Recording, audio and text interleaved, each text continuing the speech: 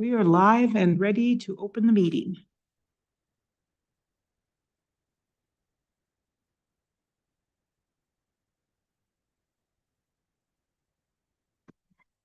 So, do I have to say the date? Yep, and I know this says. I always got this. Okay. So it's Monday, July 14th, a little bit after 5 p.m. We're going to call the Tree Advisory Commission to order and roll call. Commissioner Pasley, Present. Vice Chair Clark, Present. Chair King, Present. Commissioner Peak, Present. And then we have an agenda in front of us.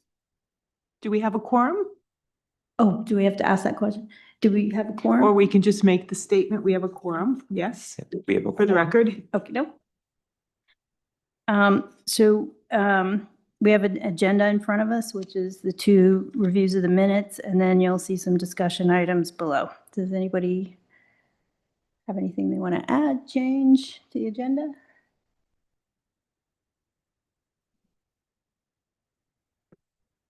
Good. Ooh. I had a question about a previous project that I would like to ask about, maybe at the end of the discussion. Okay. I just need to look up What- which park it's at. Oh, it's, do you want to give us make it 6.6? Yes, that Okay. would be great. Thank you. Part question.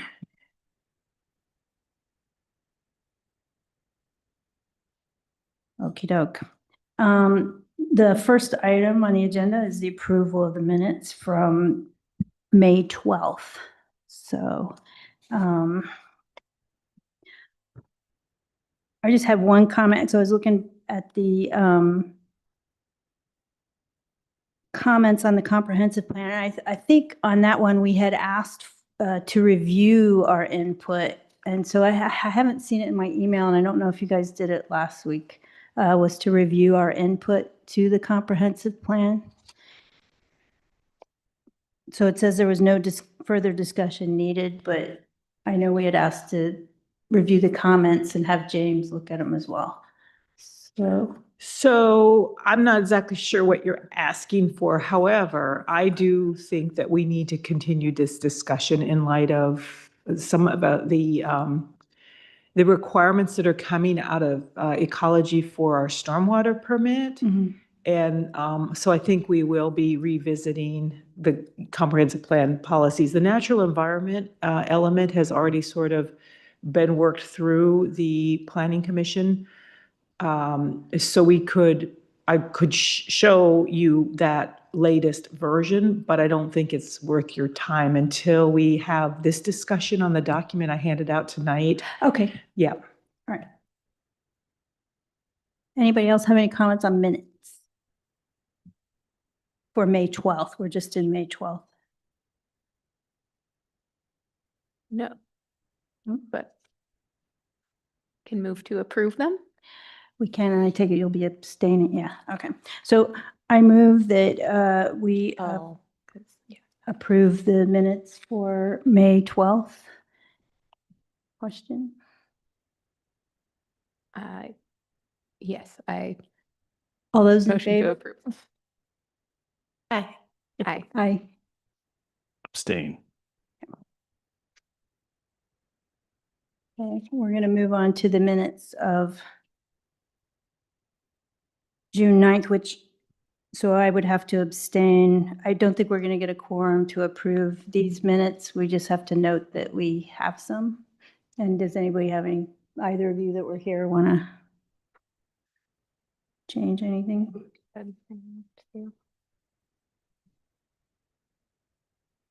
Unless you were here, Jane, were you? No, okay. Well, you do have a quorum tonight, so you could take action even though you may have people that have to abstain from that. So question the vote and then let it play out. Okay, so we have minutes before us for June 9th. Does anybody have any input on those minutes? Nope. Okay. So we'll take a vote to approve these minutes. All those in favor say aye Aye. Aye. and abstain. Dane.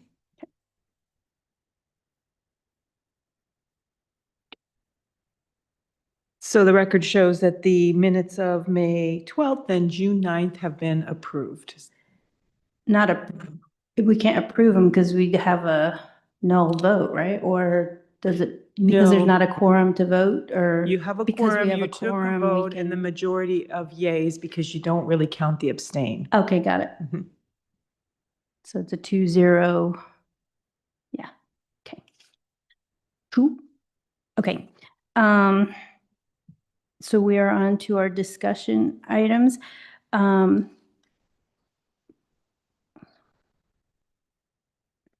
You'll let me know, you pass out a document, what item, So what I did pass out for this evening, as requested, 3 documents. One is Okay. your work plan. Yep. That you've been working on, which is 6.5 on your agenda. The Heritage Tree Program nomination Yep. form that you had been working on. So that's item 6.3 on your agenda. And then the comprehensive plan, this document to discuss item 6.2. Okay. Those are your handouts tonight. okay.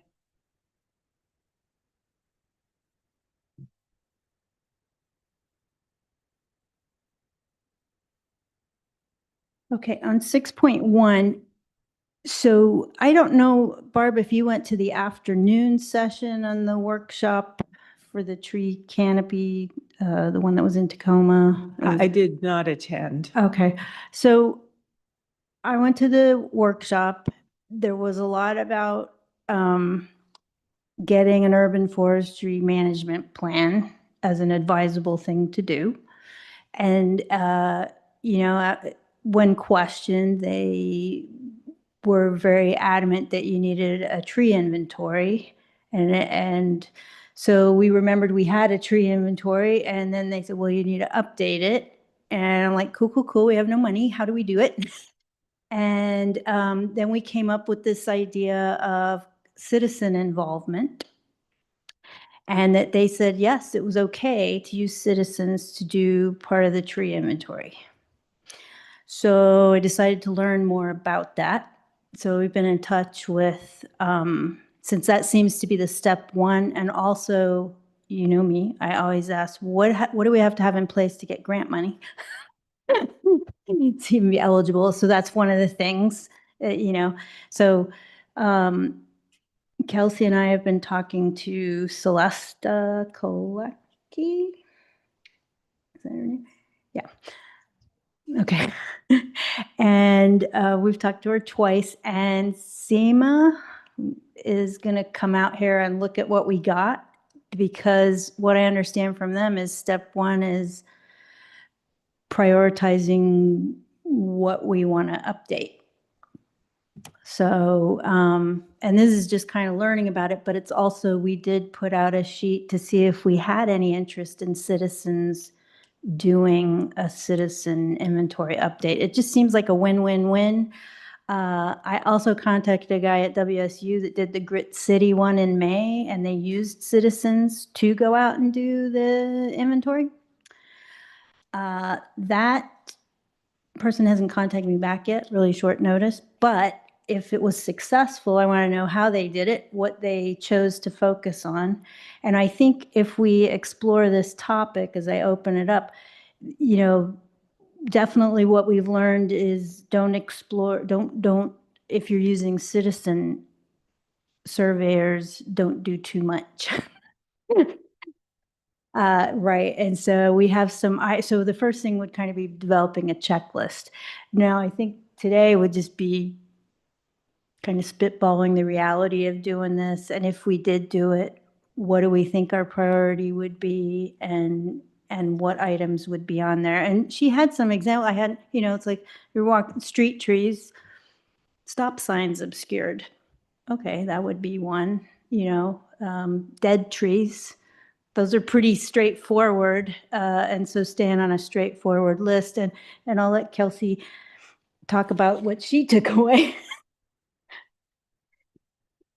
Well, earlier today, before we jumped on the call, I just wanted to kind of look over some of the resources that they had sent, and I ended up stumbling upon something from the Arbor Day Foundation about tree inventories. And I felt like that was a really good resource to start with. And it talked about the goals of a tree inventory. And then when we were on the call with Celesta, she had brought up what was the map?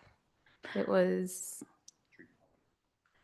It was a free, was- was a free one, right? The I iTree? think it No. was not Department of Natural Resources. I think anyways, there was a map that got brought up and it had DuPont's street trees on there. And so my takeaway from the goals would be looking at species diversity and age and size distribution so that we could have that diversity, and then any condition trends. So if we're noticing conditions declining, then we can evaluate those with our list. So those would be maybe some of the goals that were in mind. And I know that we also talked about, sidewalks and, right tree, right place type thing as some of the goals. But yeah, I think they had laid out kind of what we're going to be looking for. So they had put botanical name, common name, the surveyor, and the date. So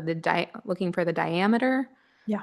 Then the longitude, latitude, where it's at, and recommended maintenance. So this is where it gets kind of tricky for when we're using community members, but then recommended maintenance and condition, number of stems and height. So those are all and then notes. So taking that list and being able to simplify it down into what is something that is going to be easy for everyone to follow. And they thought about doing like a checklist with just 4, like, is it healthy?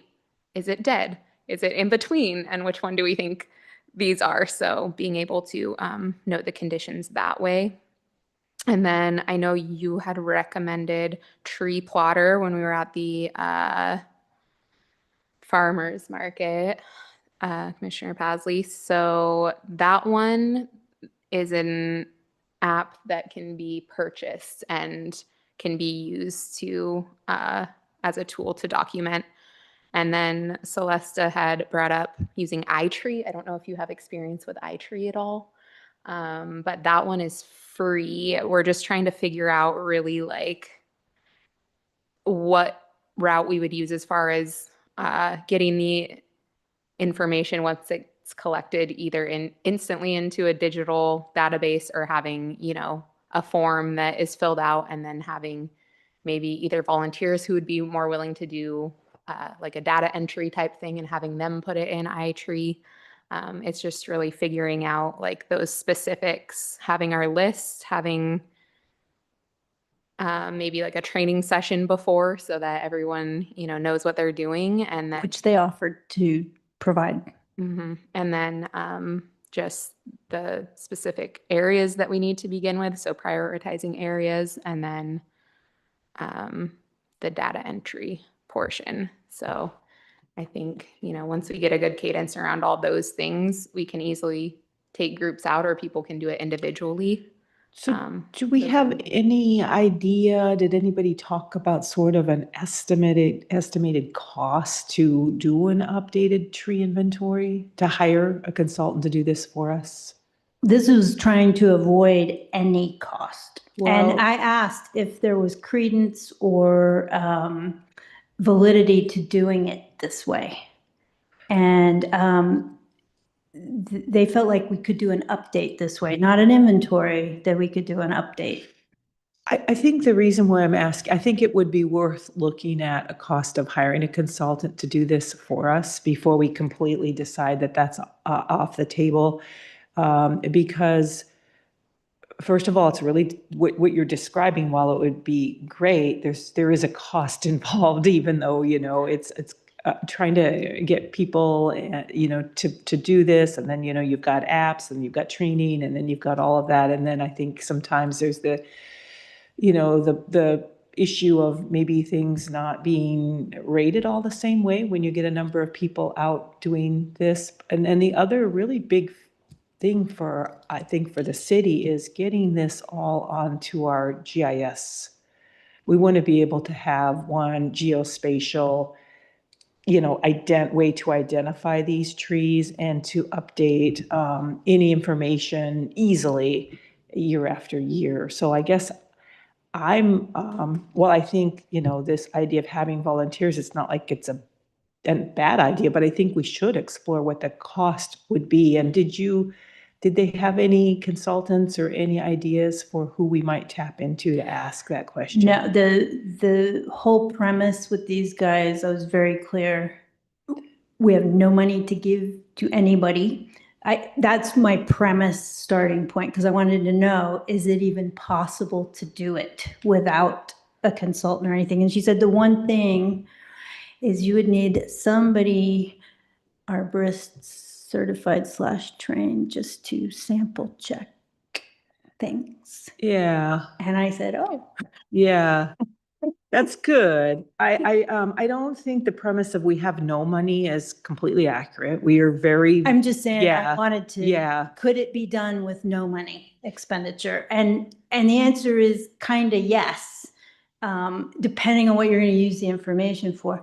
Our urban forest, and you can cut it anytime, but the urban forest management plan that it would inform would be prioritizing probably work to be done, trees to be removed, gaps to be filled is my, what I think, that's street trees. Natural area trees, my understanding is and I don't know how he would train for this, but going and looking for invasive species, which is easier than identifying all kinds of trees, and then keeping that as a canopy assessment on the whole, because that's where you want to maintain and grow canopy. The street trees are pretty fixed, right? We have a spacing measure. I think we have I hope we did a spacing measure. I know, again, what we did for Old Fort Lake, I was kind of modeling on where we should go. But so I see the street trees, the linear forest is something different than the natural areas. And James, what do you think? I do have a few comments. I actually have some pricing on consultants when I was looking into this in a previous job. Hiring a professional company to come in and do a street tree inventory, they normally charge based on the tree. And a rough estimate that I got was, depending on which company you're going with and how much data you're asking them to collect, it could be $4 to $8 per tree. There are some companies that are starting to use ground-based LiDAR. It's still very new, but because it's new, they're offering some deals on it, where they send in a little car and it drives down your streets, and it's like a small, like a little John Deere cart. So it can go into parks and it can scan trees, and it uses AI to roughly determine what the tree is. Like, it might not say, oh, that's a Scots pine versus a shore pine, but it'll say it's a pine, which for management purposes is enough. That is more based on the linear distance. I don't have a cost for that, but I remember it was for a human done inventory where you're paying consultants to come out and do it. It's about $4 to $8 per tree. There's also different kinds of inventories that you can do. So you can do a complete inventory where they come in and they do every single tree in one go. You can have a continuous inventory where you have, like, this year they're going to do this section of the city, this year they're going to do the next section of the city, and like every 5 years you're getting everything updated. Then you have what's called a sample inventory, which is when it's either unfeasible to do every tree or you don't have the money to do every tree, and you identify some areas that are going to give you a representative sample of your city, you inventory those trees, and then you extrapolate, okay, well, if we have this here, then across the city, we likely have this number of trees and these kinds of trees. I will also say that in my experience, the volunteer information collection it can be done. It can be fun, but there's more margin for error. So when you're giving them things that you want them to collect, it'd probably be scaling it down to stuff that can be trained to somebody who is an absolute novice. So probably not doing height, but you can measure the diameter of a tree. You can give them a little measuring tape and they can go do that. There's little guide keys for identifying tree species. So both can be done, but it's even the volunteer work, putting the data in, somebody's doing that and you're still paying for software. So nothing is entirely free, but it's kind of picking and choosing how to manage your costs there. I think it would be helpful, I think, for us to really get some idea of what we're trying to achieve, right? We've talked about, needing a tree inventory updated.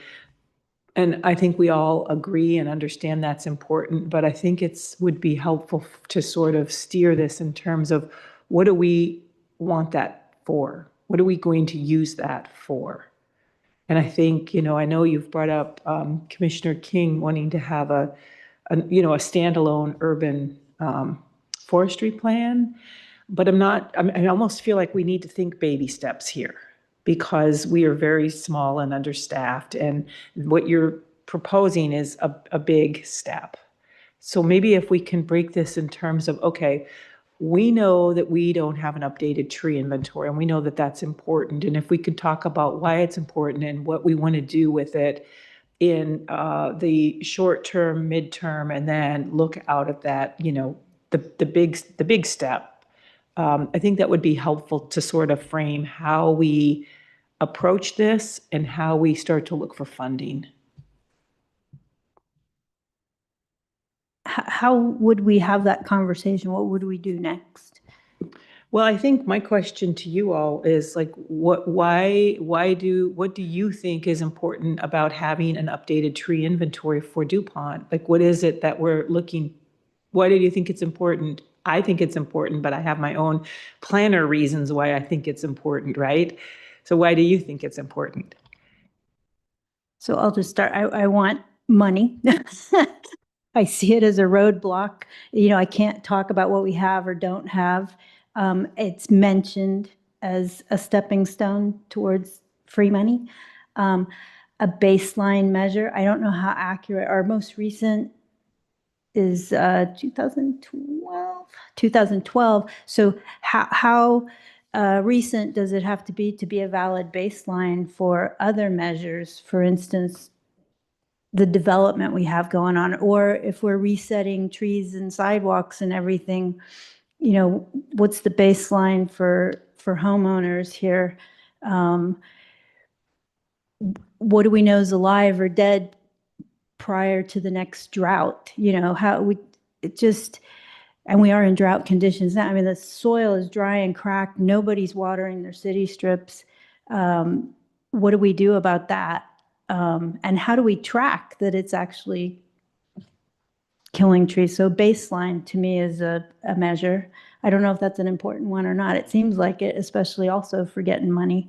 And also if we have a measure for, when it comes to the comprehensive plan about increasing our canopy, it also seems important to have a baseline. So that's kind of me. It's different. Okay. I have two things that I love tree inventories for. One, I use tree inventories for disease management. So one of the biggest ways that you can prevent a disease from coming in and wiping out a bunch of your street trees, like emerald ash borer in the Midwest or emerald ash borer in the Pacific Northwest, because it is in Oregon and it is in Canada and it's coming this way, is to have a diverse population of trees. So it's if you have a whole row of ash trees, that's a straight line for emerald ash borer to spread to other trees. So knowing what you have allows you to plan for species diversity to prevent the spread of diseases. Another reason that I actually was doing in my job today is to deal with potentially hazardous trees. We don't want potentially hazardous trees in our roadways. If we know which trees are dead or dying, it helps to plan for maintenance costs and when to remove them.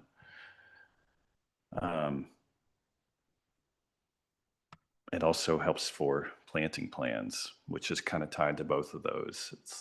If you know what you have and where it is, you know where the gaps are, you know where to focus planting efforts, or even back to that disease management, if you've got a row of all the same trees, you can plant something else there to break up the pattern.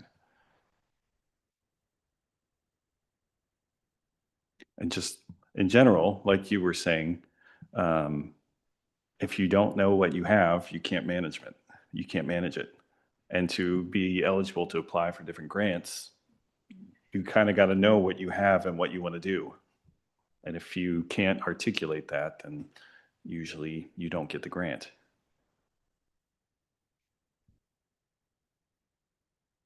I had, sorry, it's kind of a little bit off topic, but I know that Kelsey and I talked to a woman, her name's Portland from the Chamber of Commerce, and she was talking about getting us involved, or at least discussing with businesses, and maybe getting some funding from them. I don't know if that, how possible that is, but maybe that could be like an initial, getting funding for this plan before we can actually get grants and things like that. Yeah, I mean, any funding sources, absolutely. But I feel like we may, because what I passed out to you came from Department of Ecology under our stormwater. So I think that things are opening up in terms of funding streams that we have available to use for trees that are different than they used to be. So stormwater is called an enterprise fund with the city. It's not part of the general fund. It's monies that are collected for stormwater management fees. So, not that we're flush, but it's nice to know that there is a different pot of money that I wouldn't have considered that we had available to use before. And I think that we could, because we know that trees are important for stormwater management, right?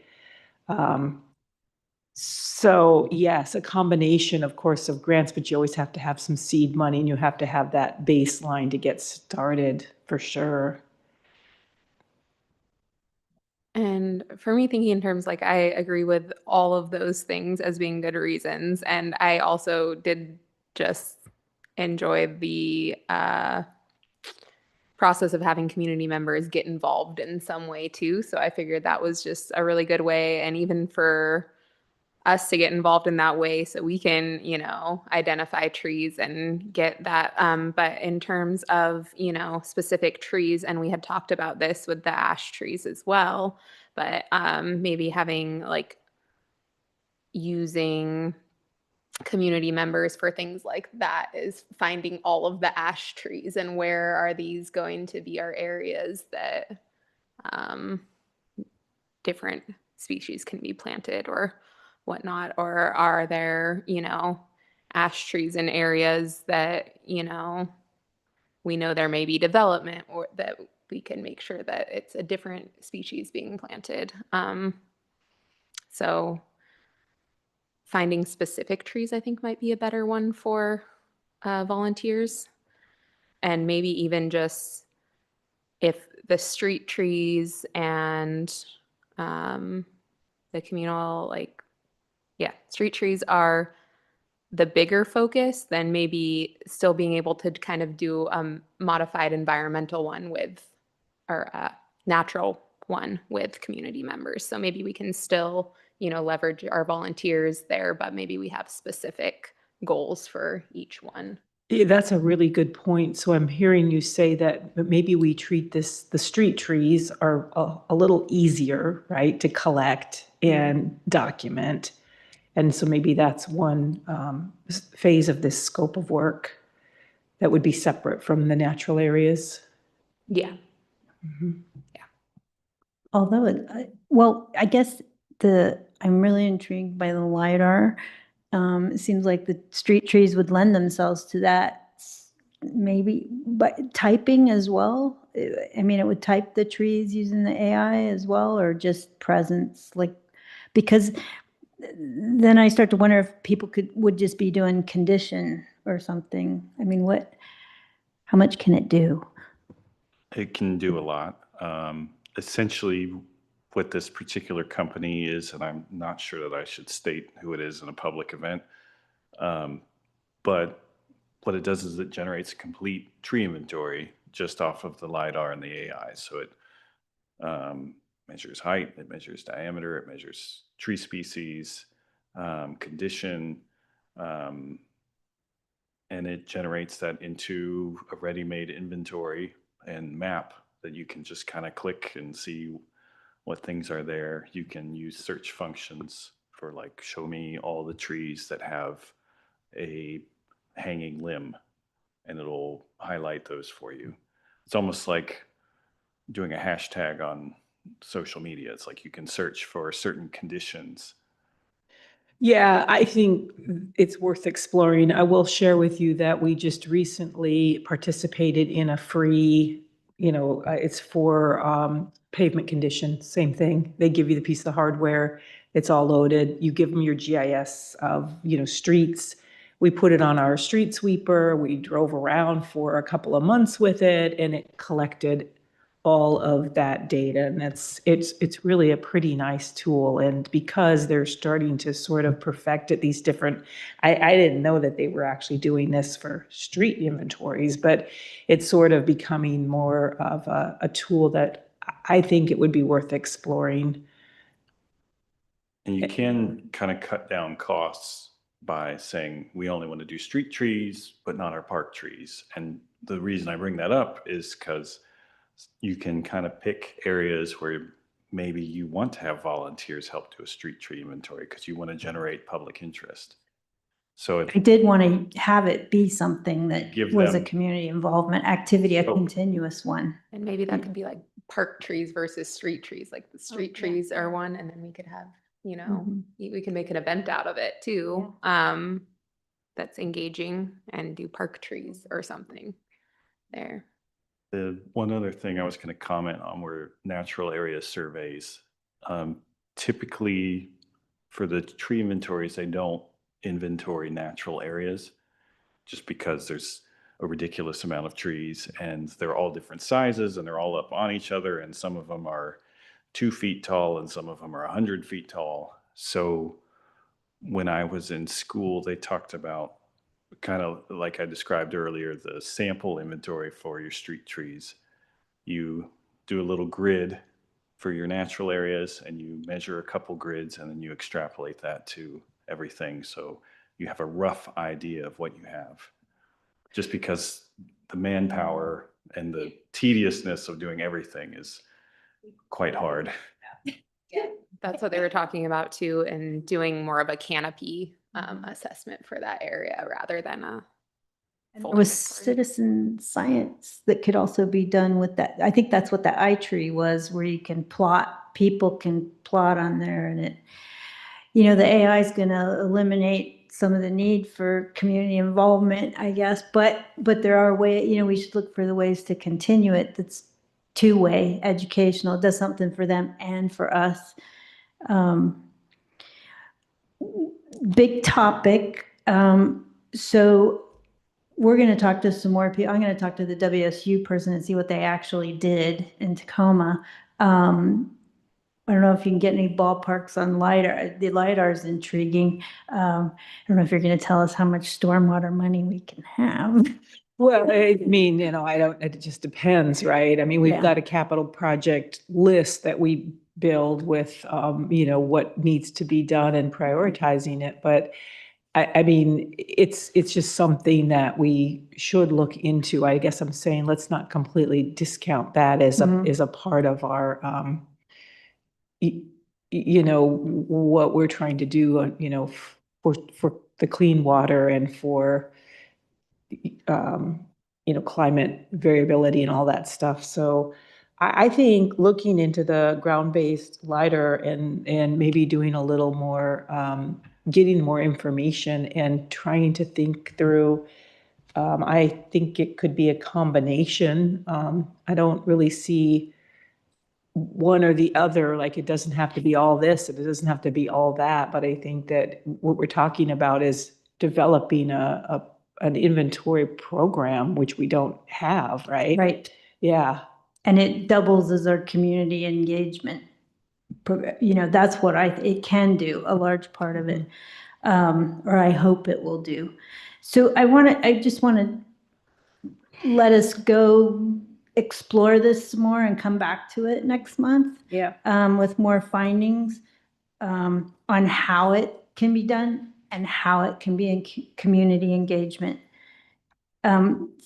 Anybody got any other comments on 6.1? Yeah, I just wanted to add, like circling back to what Leanna had said about businesses helping support too, because I could see if we are still going with community and even having parks, that might be something that businesses would be way Okay. more willing to get on board with, something that people can see, they can put their name out there, they can be a part of it, so it could be more of an event type. Like a business sponsored Yeah, day. yeah. Yeah. Just an idea, but not super pressing. 6.2 is the comprehensive plan. And I put tree policy recommendations, but I should have put the natural environment. Yeah, that's thing. okay. I think what I'd like to do is just if we could kind of read through this document and come back at our August meeting. What I really liked about this is just how basic it is in terms of the recommendations and what we could add in to beef up our tree preservation through the policies. So, I mean, if you look at these, I see on page 5, it gives us examples. It talks about different resources, but I think that the policy of maybe developing an array of incentives to encourage voluntary tree preservation beyond the minimum, I think that would be something that would be really great to think through and think about how what would those incentives be?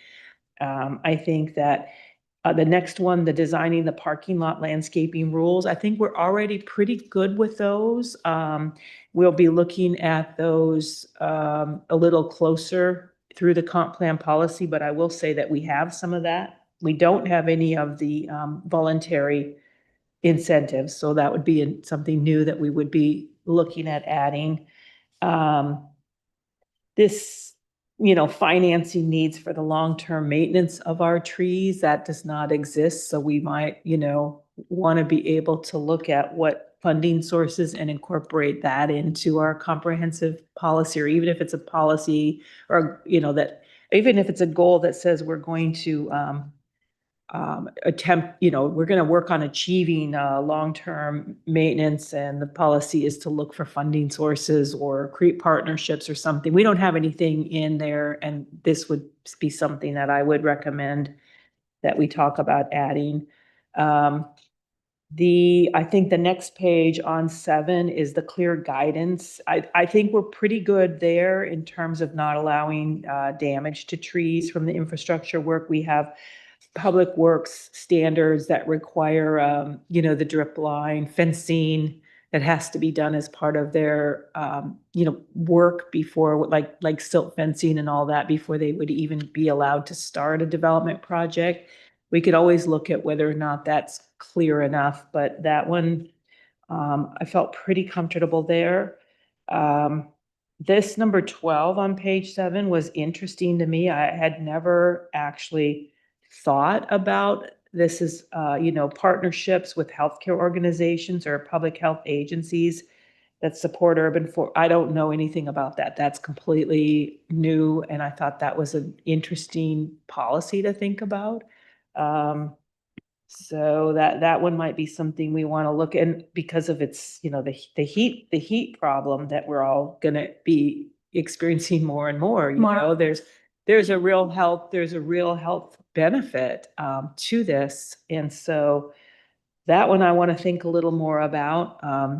We do have the Cowlitz Indian tribe that has a healthcare, they have the Girl Scout building that they're intending to develop as an all tribe, not just Cowlitz tribe, but an all tribal center. I'm not exactly sure what, but a long time ago when they bought the building, they talked about some kind of a health facility. So it'd be worth having that conversation for sure. And we've already talked about 13, James, you've all, the policy that we're gonna restore and protect biodiversity. That's a policy that doesn't exist right now, but I think we want to add that. Tree planting, soil protections, I'm not really sure what we would do with that, actually. That one has kind of stumped me.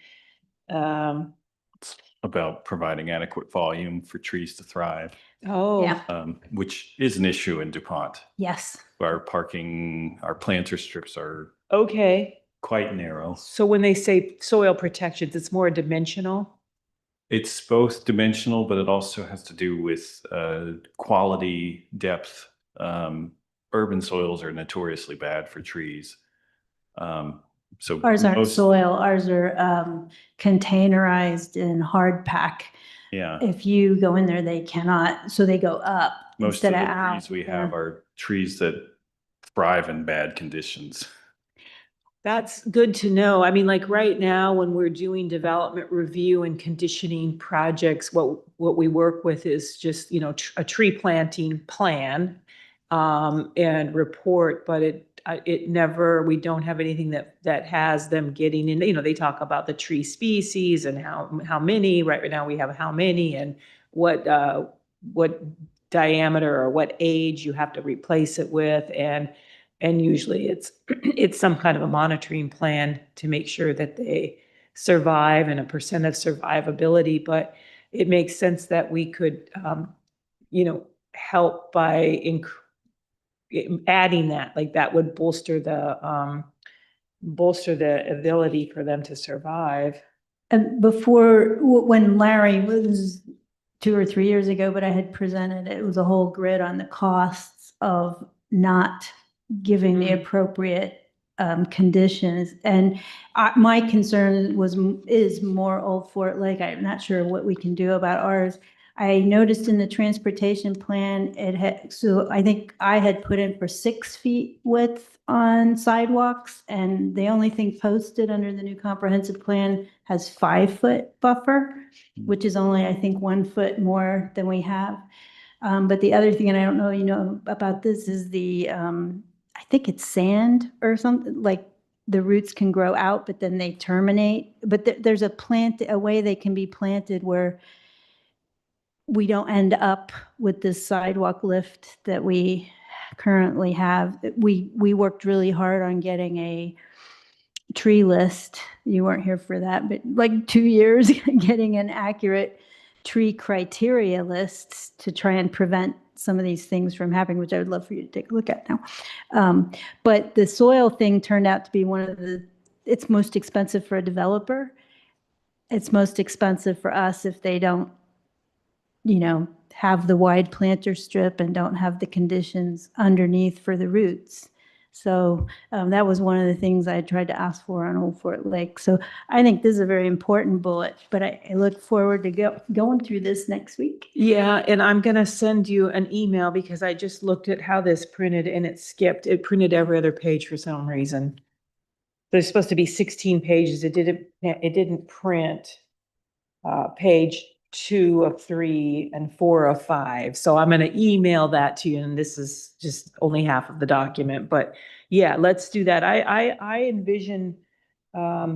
So we talked about the natural environment and goals and policies in that, but what we need to do, I believe, is come up with tree-specific goals and policies, a list, and then figure out where they fit in the different chapters of the comp plan.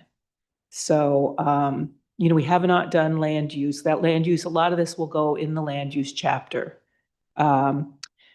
Some of it will go in the natural environment chapter, and we'll just, but I think first of all, let's work together without worrying about where it goes, and actually just develop that list of goals and policies, and then figure out where I plug them in for the Planning Commission to consider. So I'd like to have that on our agenda for next month. And I'll email you the complete document, because I think that this makes the work kind of easy if somebody has already worked through all of these things. So, yeah. Would it be okay if we just title it like green infrastructure planning, or too No, much? because that's too broad. I Okay. think we really want to specifically say, goals and policies specific to tree preservation and maintenance, or tree. I mean, I really think we should say these are our tree relative to trees. I think, the green, that what you've said is good, but it gets broader, and I think that we would be taking on more than we're going to be able to do in this amendment. Yeah. Okay, all right. Anything? 6.3 Heritage Tree Program. Kelsey and I have been talking about it, and I think, do we have a nomination here? And before she lights into that, I just felt like one of the priorities for the Heritage Tree Program, just how it all got started, the conversation, again, this is way back with Larry, is that we cut down one of our own heritage trees. And so I really think the priority is probably us documenting our own city heritage trees as fast as possible. So this is round one. Yes, so during that whole conversation is when we were engaged in planning the Moon Tree activities.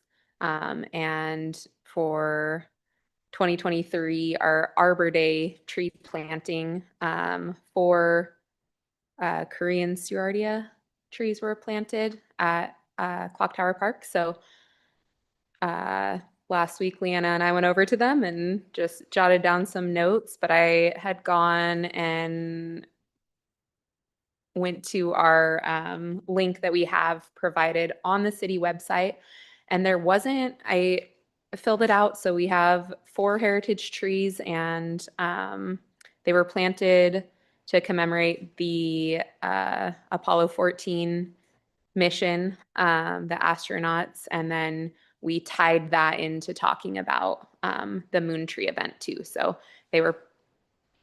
and our idea was, we can maybe tie those in together as far as putting information on them eventually, and having the whole story, letting people at the park know where the Moon Tree is, and then it's right down the street. So I did fill out a form for all 4 of those trees, but I just used one form.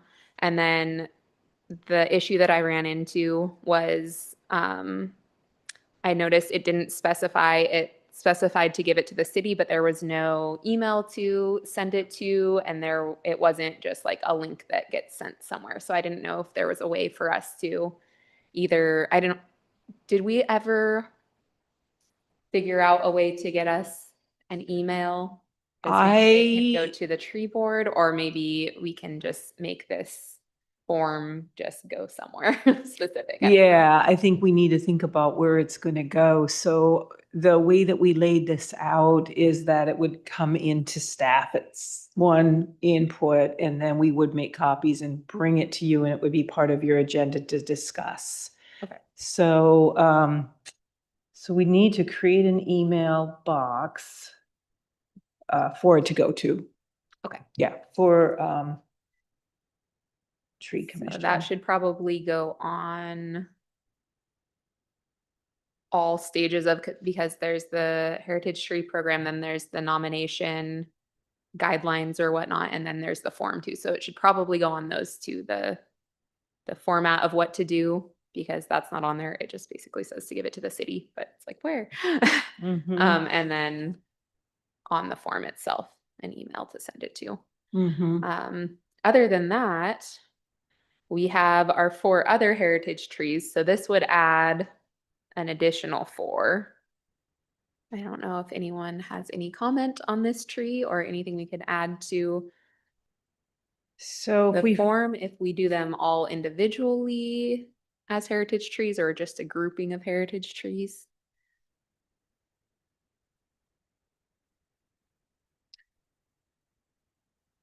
A grouping?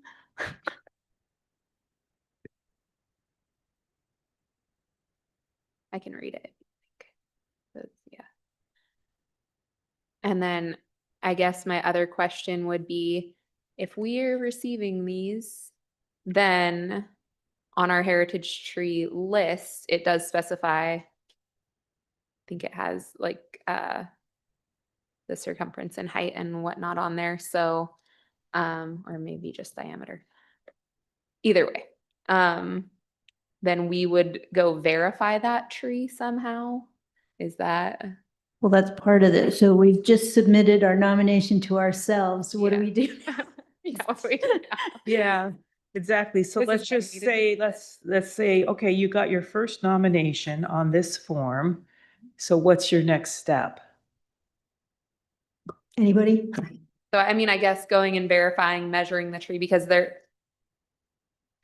isn't like a specific box in there for measurements. and I wonder if this form should be revised to have a section for the tree commission to actually fill information in. Yeah, yeah.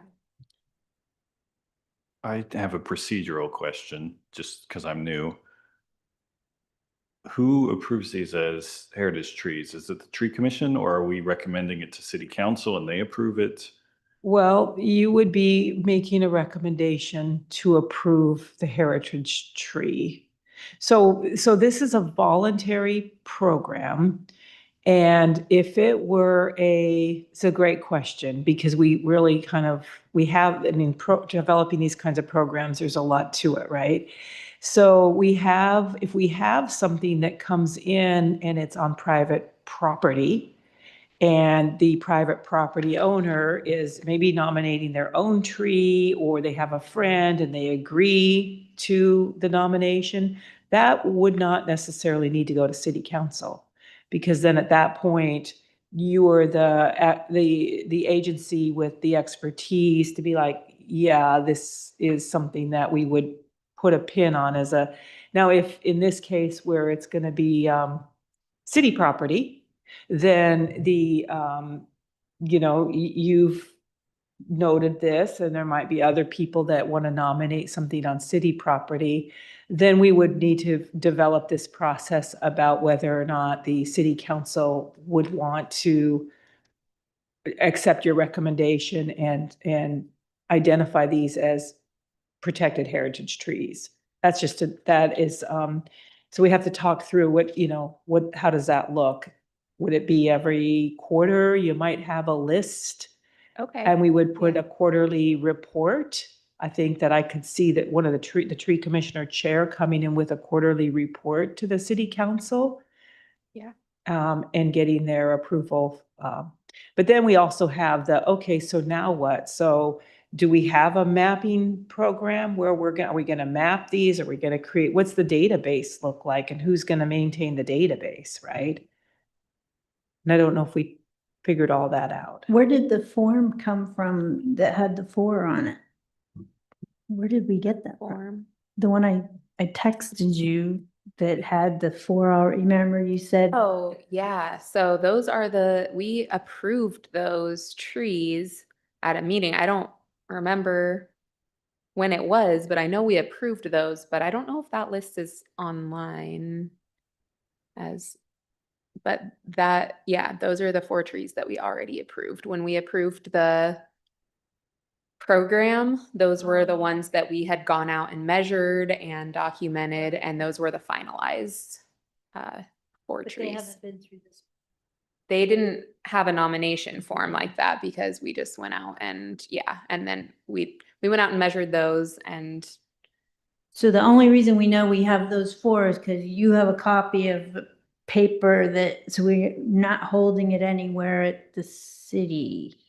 I don't know, I'll have to verify that. I Okay. forgot to go look after you said that, but Yeah, well, I'm just, because it doesn't matter if we do any of this if nobody knows, because then you just go cut down your own.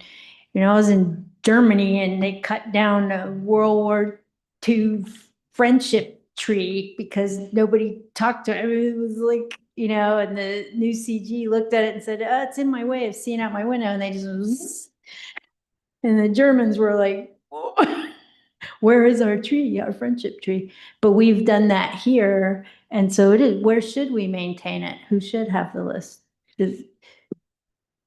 Well, I feel like we, there's another, there's kind of the product of the approved heritage trees. The whole function was then to protect those, right?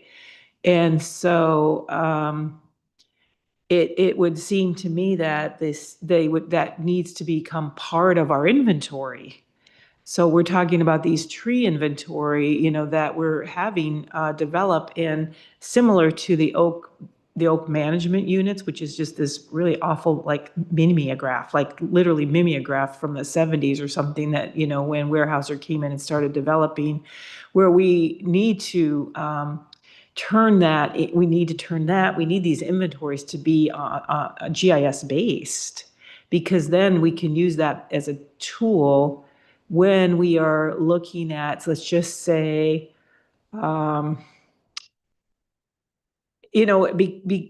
we have to also have a way for, let's just say, a new property owner opts out, or they buy the property and they're like, hey, I want to cut this tree. We need to make sure that then we say like, oh, well, actually this was, a protected heritage tree and it's been identified and designated as such. Now, we have to talk to legal about what happens if it's on private property at that point. But I just feel like the whole purpose of what we're doing is to try to keep these trees in perpetuity as long as they're healthy and it's, not creating a hazard or something like that. So I feel like it should ultimately land in the city's part of the inventory that we're keeping. And how that looks again is, it's just more of these steps that we're going through in terms of developing this program and the process. I don't want to create something, if we have a spot already, like where are the culturally modified trees kept? Where is that knowledge? Well, again, I mean, this is something that I could see where that could be a nomination, right? Yeah. It could be a nomination, it could be approved, but there has to have sort of this nomination, this confirmation or verification that happens with with you all. And then there needs to be, if it is somebody that is voluntarily agreeing to this, then we, document that. It would either be on private property owner, or city property. You have this step where it's agreed to, and then once it's agreed to, then you have that designation that takes place, right? So in the tree inventory, then you have this designation and a description. We talked about that of, what a heritage tree is, very much like we have now the landmark tree designation and description. So we have a lot of work to do, which is, I'm starting to feel like we need to have a talk about what can we really manage here, because it's just pretty small. We've got a pretty small staff and resource. So I think it would be helpful, when I looked at your work plan and looked at the agenda, to also try to figure out what do we really want to prioritize, because we're not going to be able to do it all.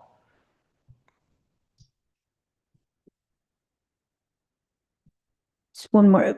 Where are the landmark trees documented?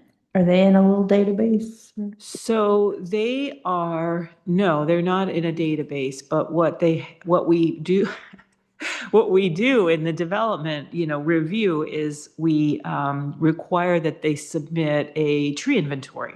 So we have tree inventories and we have tree replacement plans. And the actual, whether or not it's a protected tree or a landmark tree is defined in the code.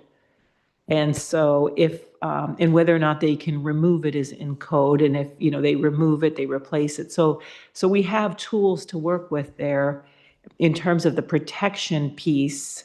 But the inventory of what is being submitted on these tree plans, we don't do anything with that other than use it for the review of the development and the permitting. Now, wouldn't it be great if we added in, like, here's a tree inventory that's been provided to us, that we had some way then to turn that into our, to incorporate. I don't think it would be hard because the companies that are providing that tree inventory, I'm sure could be provided digitally and in a format that we could incorporate it into a shapefile.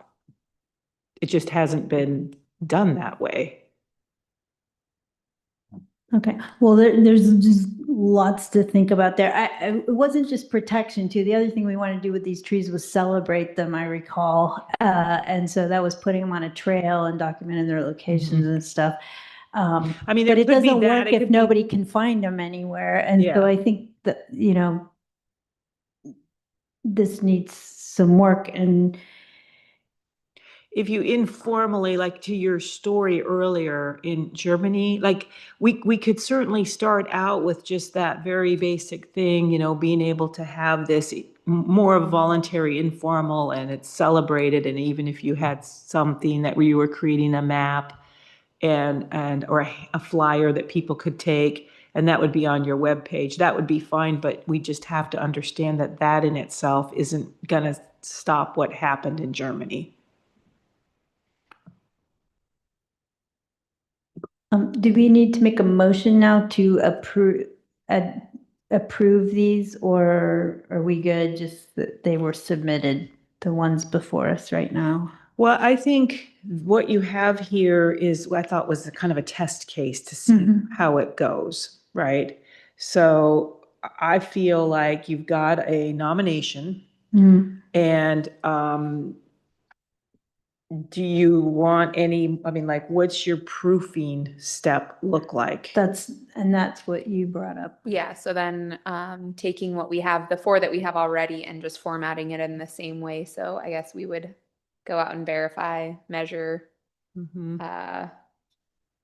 It wouldn't take much, and being able to, I guess, finalize that the next meeting. Yeah, I think that would be something that would be a regular agenda item, like, Yeah. every Yeah. time you meet, like, have we received, here, cities received, nope, we didn't receive any, and that would be something every agenda. You may take new nomination forms to check on, you may be then bringing back your proofing of one that you had taken, to look at the previous month. Okay, yeah, and then I'll make that note of having that section, so that would be in the next thing too. Mhm. Oh. It does say Public Works on here is the email Oh, at the bottom. It does. And then I was wondering about that. Yeah, so it has a Public Works email, but I guess updating that email if we have one. Yeah, did you try Specifically. sending it to this Public Works No. email? Would you mind? Do you Yeah. have it on send it and let's see Mhm. where it goes. It might be as simple as, we just need to know. I think 'Cause I- also adding the subject line on their heritage tree or something. I think I was looking so for a that it- link and I didn't see a Yeah. link. So that you could Mhm. regularly search. Yep. We could Mhm. add that in the bullet, send it with the header. Heritage tree gnome. Would it also be worth discussing, once we come back to this in the next meeting, perhaps like a format or how we want to present this to city council for any future city-owned trees? Mm-hmm. Oh, yeah. This is, again, you're in on the ground floor here. We're Yeah. We're definitely. working through the process. So our next meeting, we should have the measurements. Are they official if we do them? Yeah, and then the Okay. city council's gonna wanna know, okay, so what does this mean? You want us to agree to this So we'll have to have an info session. nomination? And so then I think that's where we need to be prepared to be like, yes, this is a voluntary program. Mhm. It doesn't, are we gonna put a sign or a plaque? Are we gonna put something? We haven't talked through what that looks like and how do we show anyone that wants to see these trees, where are they? What are they? What's the Mhm. marketing look like around it? Yeah. I don't mind drafting up some ideas on how we present that to council. Okay. And we can discuss it. We'd Okay. love that. Mm-hmm. Just, I've done a few of these just in my own work experience. Oh, Not good. a ton, but, Yeah. Yes. and then I was going to review what's in the code and what's on the website about heritage tree programs and maybe discuss what it is and what it isn't, and if we want to change that, and if that's something we should bring up to council. Mm-hmm. So like if there are no protections for heritage trees, do we want protections, and how would we do that? Mm-hmm. Or maybe we don't want that. Well, I mean, we at least wanted a speed bump before you Or- cut it down, and I think that's what this was. But if you got something with more teeth or ideas or, bring it.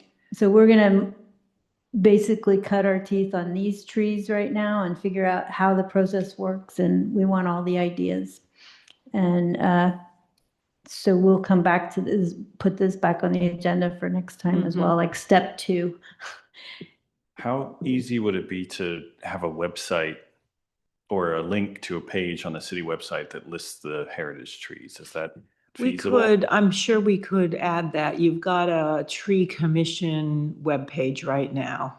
And so we could put that on there. And I think it would be really fun to, to put that list or a link to that list, pictures of those in the field, that sort of thing. Yeah, that would not be terribly difficult. That could be a good starting point before any tree inventory stuff or more advanced stuff, Mm-hmm. just so people can see them. Yeah. Mm-hmm. Yeah, and it's taking those incremental steps that we can manage and not getting in over our heads. And I just remember this. I think there's a way to do, like to pinpoint certain locations in Google Maps, and you can almost create like a walking tour. I'm not super familiar with that, but I've seen it done. Yeah, the goal was to have some kind of walking trail map where you could almost QR and have the tree story come out, like biographies of individual trees. We know it's, if you want to protect a tree, giving it a name is the moon tree. Man, people love the moon tree. Nobody's going to go after the moon tree, because people would be horrified.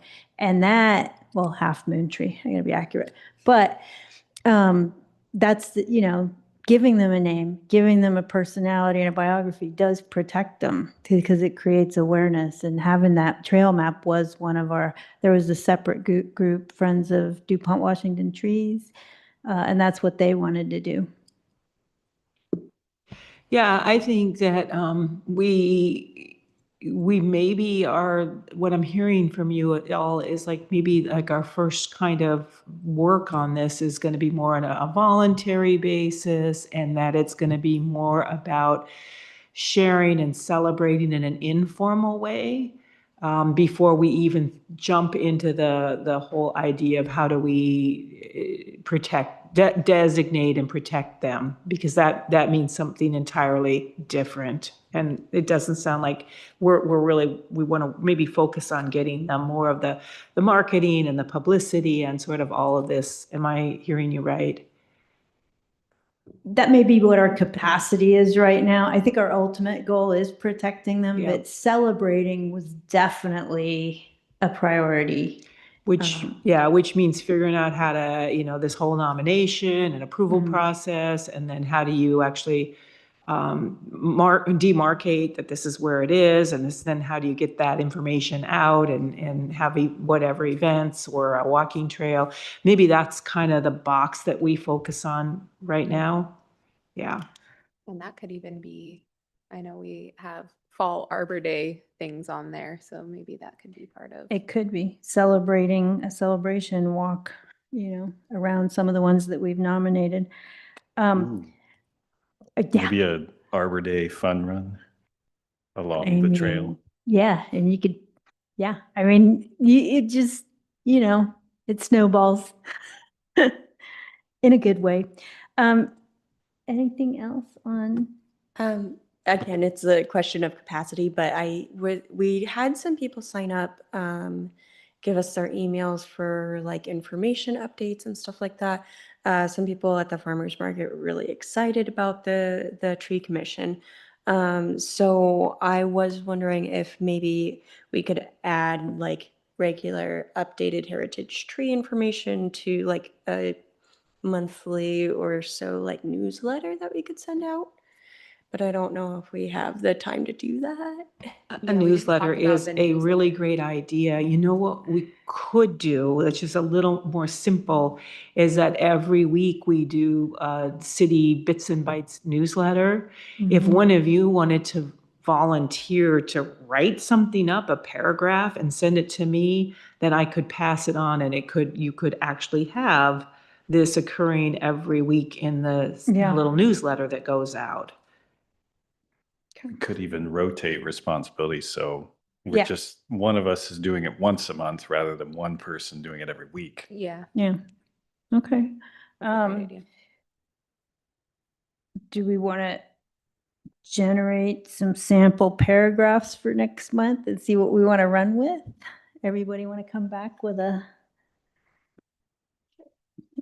Yeah, and we could just have a whole catalog or a library where you're just sending me these, Well, these snippets, these paragraphs, and then just tell me like when you want to see these, so we do this Right. with the stormwater, like we always have to have something about stormwater, so we have, lots of information and just letting where it's appropriate, like in the fall, the stormwater thing, it'll talk about like, don't, push your leaves into that kind of stuff. Yeah. So we could just continually put information out there depending on when you wanted information, like seasonally or what information, that sort of Mhm. thing.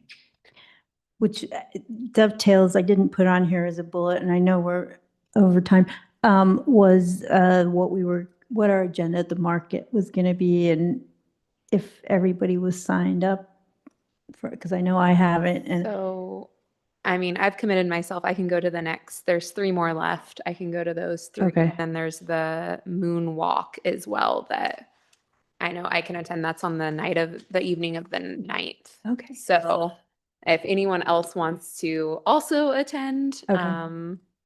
I think Leanna was written down for at least another one. I don't know. Yeah, I can go You? this week, but then the next 2 weeks I'll be out of Right, town. okay. And then you said the moonwalk is Yeah, the on it? moonwalk is August 9th, and that's just around here, right? It's like gonna be out here. Yeah. And so we'll have a booth, and then we're brainstorming ideas to have an activity, like a kids activity there. And then we were even talking about earlier today pairing that with the tree ID aspect of it. So what kind of like could it be some sort of scavenger hunt, or I think you said Mhm. I Spy checklist Yeah. of like for kids of being able to ID trees. So I think that would be a good community starting point to get people in the mindset of IDing trees as well. So, as for what we're promoting at the booth, because I will try to get down there and assist you. I think I'm going to be out most of August. My other thing would be drought and watering your city strip, some friendly way to say, I don't know, I'll try and come up with something gimmicky, but that's the other thing I'd want to push there. So the heritage tree we had a brochure on that, but is there anything else? So, I should have put it on the agenda. We should have talked about it more, but, we have, and if we're taking people's names and concerns, then we need to talk about what their questions were as well and contact them back. Yeah. um, Yeah, next so month. mostly, I mean, people were just signing up for information. They Okay. checked the box, just general information. And I think people were, excited about having a newsletter. That is something we talked about before. And that, is something that The newsletters. even if it's just something small. But to circle back to that, I think even now, maybe if we can just get something at, what events we're going to be at and to look for us for volunteer signups, because we're looking for volunteers as an organization. I think maybe just having that in the bits and bytes.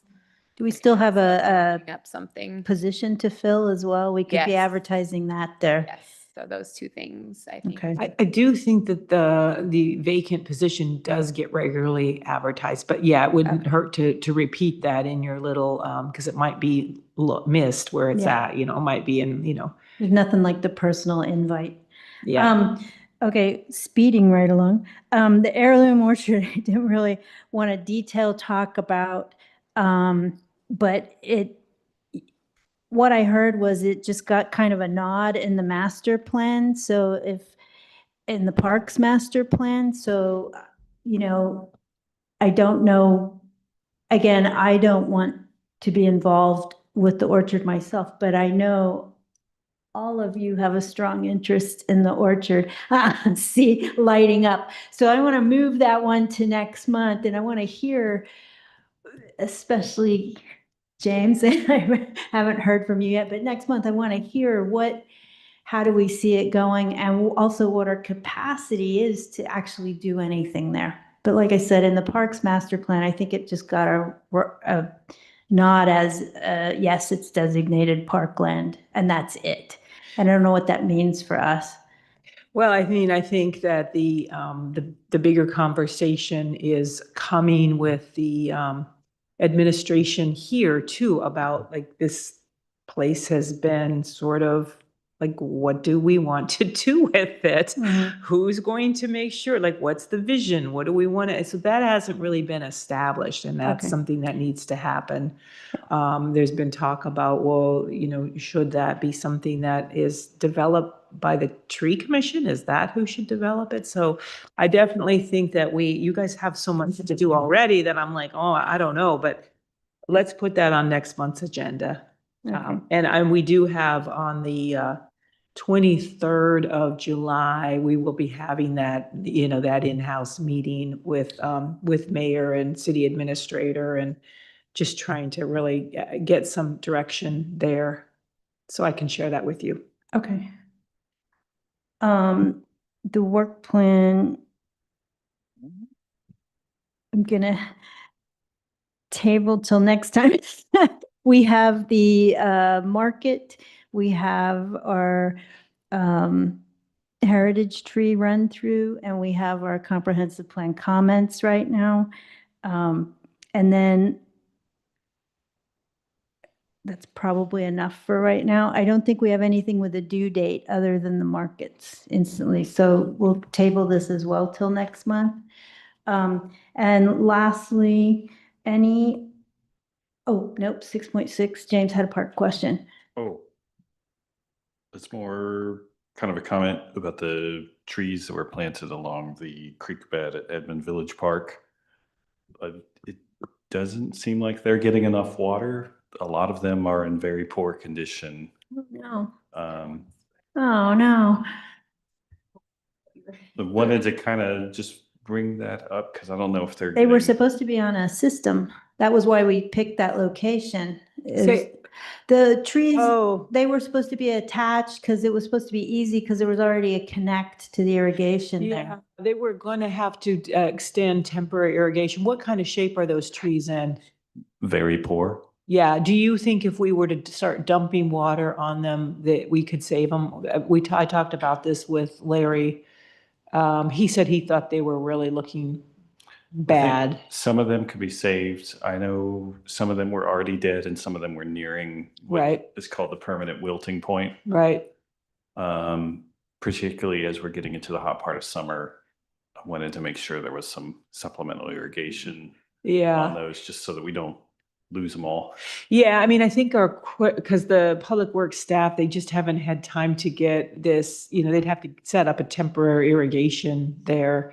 We were sort of hoping that they had been established over the fall and everything, but not so lucky. They were in poor health when they were planted to begin with. But I think our question is that if we were to ask the fire department to put some water on them, maybe a couple times. I couldn't I mean, they might be willing to do maybe once or twice. Do you think that would save It might some of them save them, but they would still need more consistent irrigation through the summer. through the summer? Yeah, because we're only in July and it's just so droughty. Okay, well, I'll talk to Public Works and we'll see if it's at all possible for them to hook up temporary irrigation. I just know that they hadn't really, they're stretched basically. So we'll see what we can do. Okay, any other comments? No? No? Okay, do I have to motion that we're closing? Or just say that we're Oh, Yeah, you don't need a motion. Okay. to adjourn. going to adjourn the, oh, Any- yes, that. oh, there wasn't a formal vote to approve the agenda. Can we do that real quick? Oh, okay. So we had an agenda this evening. We added 6.6. All those in favor of approving that agenda, say aye. Aye. Aye. Aye. Nay? Anybody? Okay, Thank you. 4-0. Thanks, Zach.